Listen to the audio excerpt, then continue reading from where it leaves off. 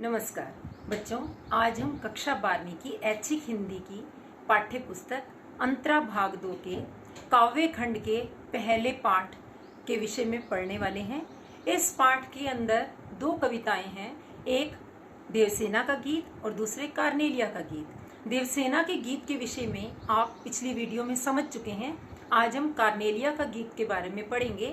जिस प्रकार देवसेना का गीत सुप्रसिद्ध छायावादी कवि जयशंकर प्रसाद जी के नाटक स्कंदगुप्त का एक अंश था, उसी प्रकार कार्नेलिया का गीत भी उनके एक सुप्रसिद्ध नाटक चंद्रगुप्त का अंश है। इस नाटक में यह बताया गया है कि भारत पर आक्रमण करने वाला सिकंदर जब भारत के अनेक स्थलों को जीतने के उपरांत वापस गया तो वह पीछे से अपने सेनापति सेल्यूकस को छोड़कर गया।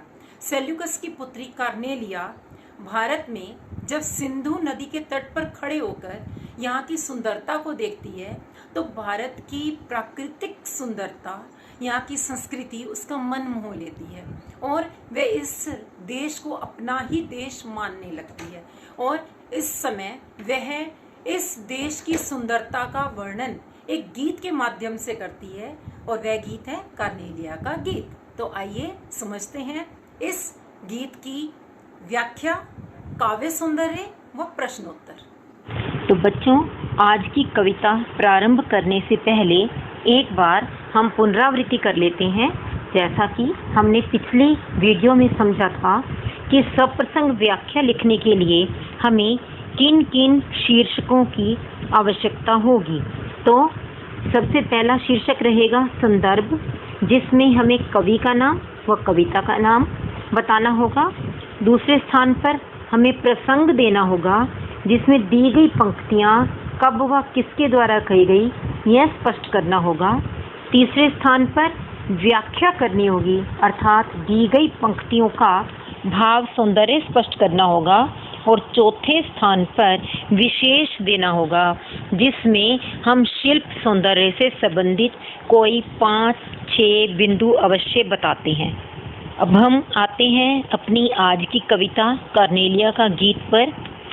यह कविता इस प्रकार है। अरुण यह मधुमय देश हमारा, जहाँ पहुँच अनजान क्षितिज को मिलता एक सहारा।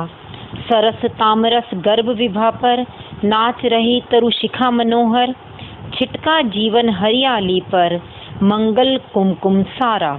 लघु सुरधनु से पंख पसारे, शीतल मलय समीर सहारे।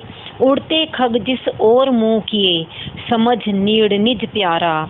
बरसाती आँखों के बादल बनते जहाँ भरे करुणाजल।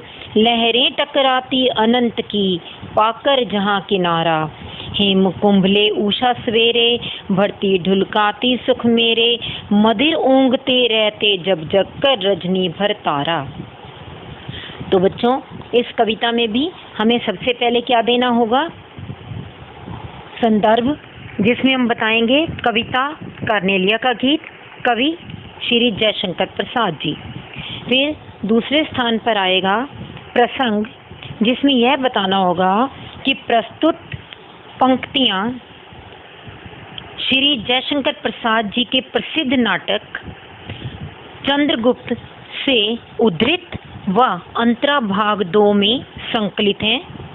इनमें सेनापति सेल्यूकस की पुत्री, जो कि सिकंदर का सेनापति था, सिकंदर के सेनापति सेल्यूकस की पुत्री कार्नेलिया सिंधु नदी के तट पर अपने ग्रीक शिविर में बैठकर भारत की सुंदरता का अवलोकन कर रही है और भारत की प्राकृतिक सुंदरता के माध्यम से वह यहाँ की संस्कृति का यशोगान कर रही है।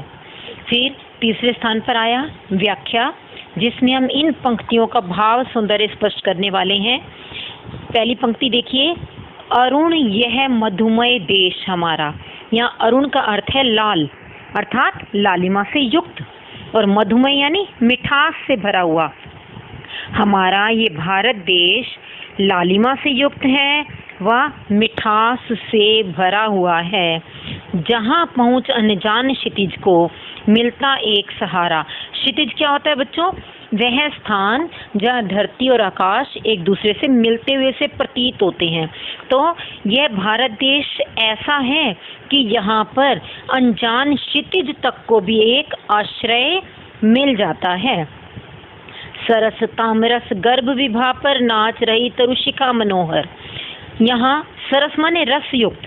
तामरस के दो अर्थ होते हैं, एक तो होता है तांबे के समान और दूसरा इसका अर्थ कमल भी लिया जाता है। गर्भ विभा, विभा यानी कांति, धरती के स्थल पर, धरती की सतह पर। यहाँ धरती की सतह पर रस युक्त कमल बहुत सुशोभित होते हैं। वह यहाँ तरुशिखा, तरुशिखा से अभिप्राय है पेड़ की चोटियों पर, पेड़ की फुनगियों पर। मनोहर यानी बहुत सुंदर। यहाँ सुंदर कमल के फूल खिलते हैं और जब धरती की सतह पर सूरज की किरणें आती हैं तो क्या होता है, तरुशिखा मनोहर, वह पेड़ की फुनगियों पर बहुत सुंदर रूप से सुशोभित होती है। ऐसे लगता है जैसे कि नृत्य कर रही हो, नाच रही हो। छिटका जीवन हरियाली पर, मंगल कुमकुम सारा। सूर्योदय के समय जब सूरज की किरणें भारत की भूमि पर पड़ती हैं तो ऐसा लगता है सारी धरती पर मंगलकारी कुमकुम बिखर गया हो, छिटक गया हो। कुमकुम क्या होता है, एक ऐसा शुभ पदार्थ होता है लाल रंग का, जो कि ज़्यादातर पूजा के समय हम प्रयोग करते हैं। ये काफ़ी मंगलकारी माना जाता है। तो सूरज की लाल लाल किरणें सूर्योदय के समय जब भारत की भूमि पर पड़ती हैं तो ऐसा लगता है जैसे जीवन की हरियाली पर मंगलकारी कुमकुम बिखेर दिया गया हो। लघु सूरधनु से पंख पसारे, शीतल मलय समीर सहारे।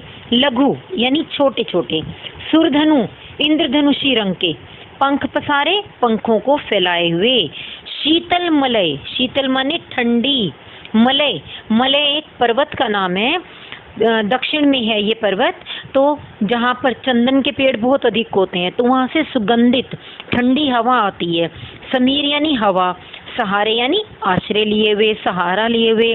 तो छोटे छोटे इंद्रधनुषी पंखों को फैलाए हुए मलय पर्वत से आने वाली ठंडी ठंडी खुशबूदार हवा का सहारा लिए हुए पक्षी इस ओर उड़ते हैं। उड़ते खग जिस ओर मुंह किए, समझ नीड निज प्यारा। खग यानी पक्षी, खग का अर्थ क्या है, पक्षी, और नीड मतलब घोंसला, निज अपना। पक्षी इस ओर मुंह करके उड़ते हैं और वे यह समझते हैं कि यहाँ उन्हें अपना प्यारा घोंसला मिलेगा। यहाँ पर प्रतीकार्थ है बच्चों। उड़ते खग जो है केवल पक्षियों के लिए नहीं है, यह प्रतीक किसका है, बाहर से आने वाले जो विदेशी हैं, या ऐसा कहा जाए यहाँ पर प्रवासी भारतीय जो इस देश में आते हैं, जो बाहर से आने वाले लोग हैं, वे भी बहुत निश्चिंत होकर इस देश में आते हैं कि यहाँ पर उन्हें अवश्य आश्रय मिल जाएगा, उन्हें सुख शांति तृप्ति यहाँ पर अवश्य प्राप्त होगी। बरसाती आँखों के बादल बनते जहाँ भरे करुणाजल। बरसाती आँखों के बादल में भी व्यंजना शब्द शक्ति है और यहाँ कहने का अभिप्राय क्या है कि आँखें, भारतीयों की आँखें बरसाती बादलों के समान बरसती हैं। यहाँ प्रतीकार्थ क्या निकल रहा है कि भारतीयों के हृदय में इतना अधिक करुणा का जल भरा हुआ है कि उनकी आँखें दूसरों के दुखों को देख करके बहुत अधिक आंसू बहाने लग जाती हैं। वे ना केवल आंसू बहाते हैं बल्कि दूसरों के दुखों को कम करने की चेष्टा भी करते हैं। लहरें टकराती अनंत की पाकर जहाँ किनारा। भारत देश ऐसा है कि यहाँ पर आकर अनंत, अनंत मतलब समुद्र, अनंत होता है जिसका कोई अंत ना हो, तो समुद्र का एक पर्यायवाची अनंत भी है। इसलिए क्या कहा गया कि यहाँ आकर समुद्र को भी एक सहारा मिल जा, एक किनारा मिल जाता है। समुद्र की लहरें भी यहाँ टकराकर एक किनारा पा जाती हैं। हेम कुंभले उषा सवेरे भरती ढुलकाती सुख मेरे।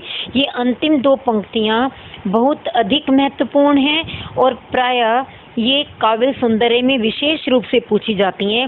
हेम कुंभ यानी सोने का घड़ा और उषा यानी भोर, प्रातःकाल होता है ना, भोर।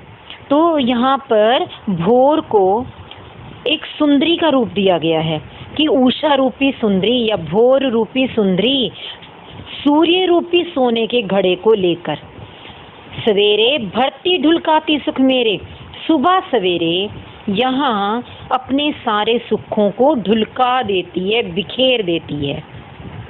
देखो बच्चों, यहाँ पर सांग रूपक अलंकार है क्योंकि यहाँ उषा को सुंदरी का रूप दिया गया और सूर्य को सोने के घड़े का रूप दिया गया। तो रूपक अलंकार कैसे बना कि उषा रूपी सुंदरी सोने के घड़े के रूप में, सूर्य रूपी सोने के घड़े को लेकर यहाँ जो सूर्य की सुनहरी किरणें होती है ना, उन्हीं किरणों को ही सुखों का नाम दिया गया है। सूर्य की सुनहरी किरणों रूपी सारे सुखों को यहाँ पर ढुलका देती है, बिखेर देती है। मदिर ऊँघते रहते जब जगकर रजनी भर तारा। मदिर का अर्थ है मस्ती में। यहाँ गलती से मंदिर मत समझ लेना, ये मंदिर टेम्पल वाला मंदिर नहीं है, ये मदिर है, मस्ती में चूर होकर। ऊँघना मतलब क्या हुआ कि जब नींद पूरी ना होने से हम अलसाई आंखों वाले होते हैं तो उसे हम बोलते हैं ऊँघना।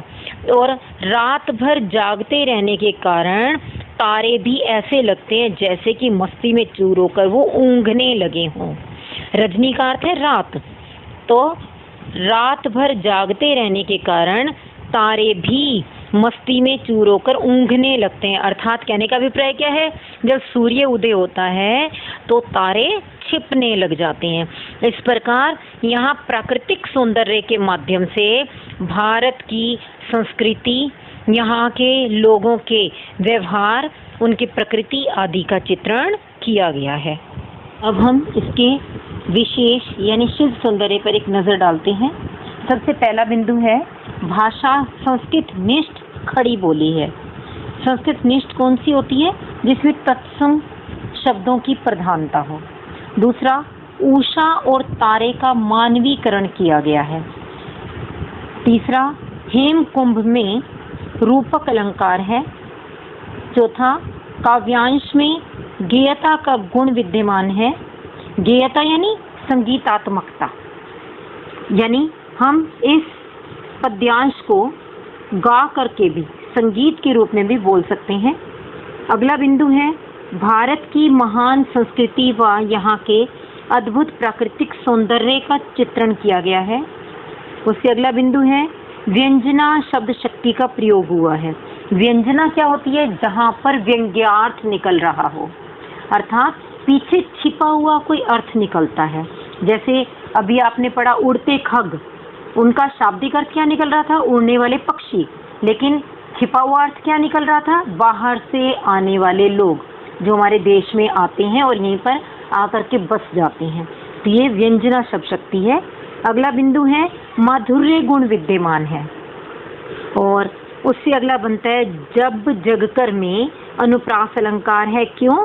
क्योंकि जब में और जगकर में दोनों में प्रारंभिक वर्ण जो है ज है।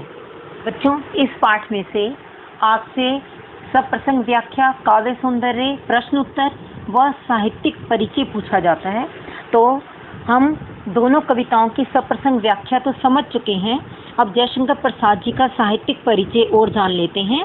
साहित्यिक परिचय का अभिप्राय है जीवन परिचय, रचनाएं, भाषा शैली, साहित्यिक विशेषताएं, इन सभी का वर्णन करना। तो सबसे पहले हम आते हैं जीवन परिचय पर। इनका जन्म 1888 में काशी के सुंगनी साहू परिवार में हुआ। शिक्षा की बात है जहाँ तक, इन्होंने विधिवत शिक्षा केवल 8वीं कक्षा तक प्राप्त की। स्व शिक्षा द्वारा उन्होंने संस्कृत, पाली, उर्दू और अंग्रेजी भाषाओं का गहन अध्ययन किया। लेखन कार्य, वेदों और उपनिषदों में उनका विशेष चिंतन और मनन रहा। साहित्य की विविध विधाओं में उनकी लेखनी निरंतर चलती रही और इनकी मृत्यु सन 1937 में साहित्य के ये देवता फिर निद्रा में लीन हो गए, अर्थात 1937 ईस्वी में इनकी मृत्यु हो गई। साथ जी की रचनाओं पर नजर डालते हैं। इनकी काव्य रचनाएं हैं झरना, आंसू, लहर, कामायनी, कानन कुसुम। और जो इन्होंने नाटक रचे वे हैं जयश्री, अजातशत्रु, चंद्रगुप्त, स्कंदगुप्त, ध्रुव स्वामिनी। इनमें से 2 नाटकों के अंश तो आपने कविताओं के रूप में पढ़ ही लिए। चंद्रगुप्त में से हमने पढ़ा कार्नेलिया का गीत व स्कंदगुप्त से हमने पढ़ा देवसेना का गीत। आगे उपन्यासों में है कंकाल, तितली, इरावती। और कहानी संग्रह में है छाया, प्रतिध्वनि, आंधी, इंद्रजाल, आकाशद्वीप। और निबंधों में है काव्य कला तथा अन्य निबंध। अब हम आगे चलते हैं इनकी भाषा शैली व साहित्यिक विशेषताओं की ओर। इनकी भाषा शैली कैसी है? संस्कृत निष्ठ खड़ी बोली हिंदी का प्रयोग किया, मुक्त छंद की रचनाएं रची, छायावादी काव्य के ये प्रमुख कवि रहे। प्रतीक योजना व बिंब विधान इनके काव्य में प्रमुखता से देखने को मिलता है। अलंकारों का इन्होंने बहुत सुंदर वर्णन किया, माधुर्य गुण से युक्त शब्दावली का प्रयोग किया। और साहित्यिक विशेषताएं क्या हैं? प्रसाद साहित्य की सबसे बड़ी विशेषता यह है कि उसमें भारतीय दर्शन, संस्कृति एवं मनोविज्ञान के साथ साथ भारतीय जीवन का सफल चित्रण हुआ है, जैसे प्राकृतिक सौंदर्य का चित्रण, मानव प्रेम, ईश्वर प्रेम, देश प्रेम, मानव सौंदर्य। अब हम देख लेते हैं कार्नेलिया का गीत के अभ्यास प्रश्न। पहला प्रश्न है, कार्नेलिया का गीत कविता में प्रसाद ने भारत की किन विशेषताओं की ओर संकेत किया है? तो इसका उत्तर क्या बनेगा? एक तो भारत पर सूर्य की किरणें सबसे पहले पहुंचती हैं और यहाँ पर ऐसा लगता है जैसे सूरज ने अपने किरणों के साथ सारे सुखों को बिखेर दिया हो। दूसरे, यहाँ किसी भी अपरिचित व्यक्ति को भी बहुत अधिक प्रेम पूर्वक रखा जाता है। यहाँ के लोग दया, करुणा, सहानुभूति की भावनाओं से भरे हुए हैं। भारत की संस्कृति अत्यंत महान है। यहाँ का प्राकृतिक सौंदर्य अद्भुत व अद्वितीय है। अगला प्रश्न, उड़ते खग और बरसाती आँखों के बादल में क्या विशेष अर्थ व्यंजित होता है? उड़ते खग में अप्रवासी लोगों का विशेष अर्थ व्यंजित होता है। कवि के अनुसार जिस देश में बाहर से पक्षी आकर आश्रय पाते हैं वह हमारा देश भारत है, अर्थात भारत बाहर से आने वाले लोगों को आश्रय देता है। भारत लोगों को न केवल आश्रय देता है बल्कि उन्हें सुख और शांति भी प्राप्त होती है। यही भारत की विशेषता है। बरसाती आंखों के बादल पंक्ति में यह विशेष अर्थ व्यंजित होता है कि भारतीय अनजान लोगों के दुख से भी दुखी होते हैं और यह दुख उनकी आंखों से आंसुओं के रूप में बाहर निकल पड़ता है और वे यथासंभव हर प्रयास करते हैं कि दूसरों के दुखों को कम किया जा सके। प्रश्न संख्या 3 है, काव्य सौंदर्य स्पष्ट कीजिए। हेम कुंभले उषा सवेरे, भरती ढुलकाती सुख मेरे, मदिर ऊँघते रहते जब, जग कर रजनी भर तारा। इसका काव्य सौंदर्य लिखते समय हमें 2 शीर्षक देने होंगे, पहला भाव सौंदर्य और दूसरा शिल्प सौंदर्य। भाव सौंदर्य में हम क्या कहेंगे? प्रस्तुत पंक्तियों में उषा का मानवीकरण करके उसे जल भरने वाली स्त्री के रूप में, सुंदरी के रूप में चित्रित किया गया है। इन पंक्तियों में उषा रूपी सुंदरी सूर्य रूपी सोने के घड़े को लेकर प्रातःकाल अपने तमाम सुखों को भारत की धरती पर बिखेर देती है। उस समय तारे भी ऐसे प्रतीत होते हैं जैसे रात भर जागते रहने के कारण मस्ती में चूर होकर ऊँघ रहे हों, अर्थात वे भी छिपने चले जाते हैं। क्योंकि सूरज उदय हो जाता है इसलिए तारे छिपने के लिए चले जाते हैं। ये तो था भाव सौंदर्य। और अब शिल्प सौंदर्य में वही बातें जो हमने विशेष में पढ़ी हैं, जैसे उषा और तारे का मानवीकरण किया गया, इसलिए मानवीकरण अलंकार है। इस काव्यांश में गेयता का गुण विद्यमान है। जब जगकर में अनुप्रास अलंकार है। हेमकुंभ में रूपक अलंकार है। भाषा सरल सहज सुबोध संस्कृत निष्ठ खड़ी बोली है। लक्षणा व्यंजना शब्द शक्ति का सुंदर प्रयोग यहाँ देखा जा सकता है। अगला प्रश्न, जहाँ पहुँच अनजान क्षितिज को मिलता एक सहारा, इस पंक्ति का आशय स्पष्ट कीजिए। तो इसका उत्तर क्या होगा? इस पंक्ति का तात्पर्य है कि भारत जैसे देश में अजनबी लोगों को भी आश्रय मिल जाता है। जिनका कोई सहारा नहीं होता उन्हें भी भारत भूमि सहारा देती है। कवि ने भारत की विशालता का वर्णन किया है। उसके अनुसार भारत की संस्कृति और यहाँ के लोग अत्यंत विशाल हृदय के हैं। यहाँ पर पक्षियों को भी आश्रय दिया जाता है और बाहर से आने वाले अजनबियों को भी यहाँ पर सहारा मिल जाता है। अगला प्रश्न, प्रसाद शब्दों के सटीक प्रयोग से भाव अभिव्यक्ति को मार्मिक बनाने में कैसे कुशल हैं? कविता से उदाहरण देकर सिद्ध कीजिए। इस प्रश्न का उत्तर होगा, प्रसाद जी शब्दों के माध्यम से अपने भावों की अभिव्यक्ति को बड़े ही मार्मिक ढंग से व्यक्त करते हैं। वह शब्दों के साथ इस प्रकार से खेलते हैं मानो कोई कठपुतली को धागों में पिरोकर नचा रहा हो। उनकी भाव अभिव्यक्ति इतनी मार्मिक हृदय स्पर्शी होती है कि देखते ही बनता है। उदाहरण के लिए जैसे ये पंक्तियां हैं, आह वेदना मिली विदाई, मैंने भ्रमवश जीवन संचित मधुकरियों की भीख लुटाई। ये देवसेना से है। एक और ऐसे देवसेना से उदाहरण लिया जा सकता है, लौट आलो ये अपनी थाती, मेरी करुणा हा हा खाती, विश्व न संभलेगी ये मुझसे, इससे मन की लाज गमाई। तो इस प्रकार हम भाव अभिव्यक्ति को मार्मिक बनाने वाले ये दो उदाहरण देवसेना कविता के माध्यम से ले सकते हैं, अथवा जो ऊपर प्रश्न संख्या 3 में आई हैं वही पंक्तियाँ कार्नेलिया का गीत से ली जा सकती हैं। हेम कुंभले उषा सवेरे, भरती ढुलकाती सुख मेरे, मधुर ऊँघते रहते जब जग कर रजनी भर तारा। अंतिम प्रश्न है, कविता में व्यक्त प्रकृति चित्रों को अपने शब्दों में लिखिए। तो इसका उत्तर होगा, प्रसाद जी के अनुसार भारत देश बहुत ही सुंदर और प्यारा है। यहाँ का प्राकृतिक सौंदर्य अद्भुत है। यहाँ सूर्योदय का दृश्य बड़ा ही मनोहारी है। सूर्य के प्रकाश में सरोवर में खिले हुए कमल और वृक्षों की चोटियों पर बिखरी हुई सुनहरी सूरज की किरणें मन को मोह लेती हैं।